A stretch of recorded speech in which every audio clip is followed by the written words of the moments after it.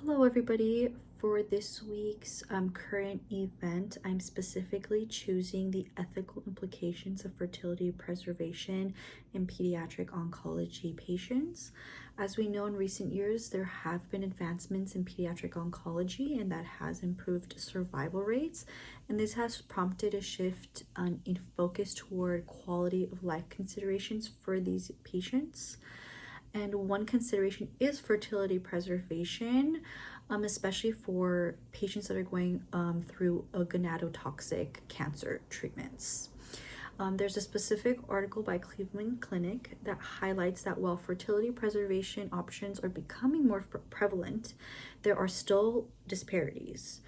Factors such as geographic location, socioeconomic status, and insurance coverage often determine whether a patient can access these services. For instance, some families report being unaware of fertility risks associated with cancer treatments until the child reaches adulthood. And so it's also really important for there to be early and comprehensive counseling that is given to patients and their parents when these patients are going through these gonadotoxic treatments. And so this specific issue touches upon several bioethical principles.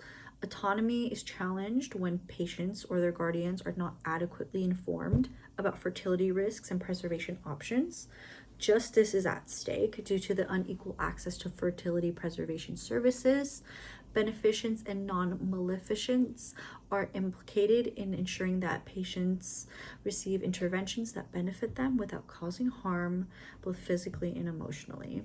And as a nursing professional that has experience in pediatrics and young family members who have undergone some form of chemotherapy, this topic is really, really important to me. It really highlights and underscores the need to advocate for these patients to ensure that they have equitable access to healthcare, and especially emphasizing patient education and family education.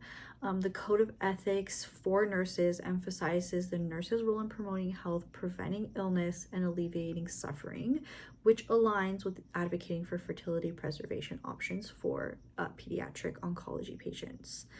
And addressing this disparities does require systemic changes. It includes needing to change policies or policy advocacy for insurance coverage, increase funding for fertility preservation programs, and standardize protocols for counseling for gonadotoxic cancer treatments. And such efforts are absolutely essential to uphold the ethical standards of care and ensure that all pediatric patients and their families have the opportunity to make informed decisions about their reproductive futures. And so this was an article written by Cleveland Clinic, and it was published on November 12th, 2021, and the title is Access to Onco-Fertility Options for Children with Cancer is an Ethical Issue. Thank you.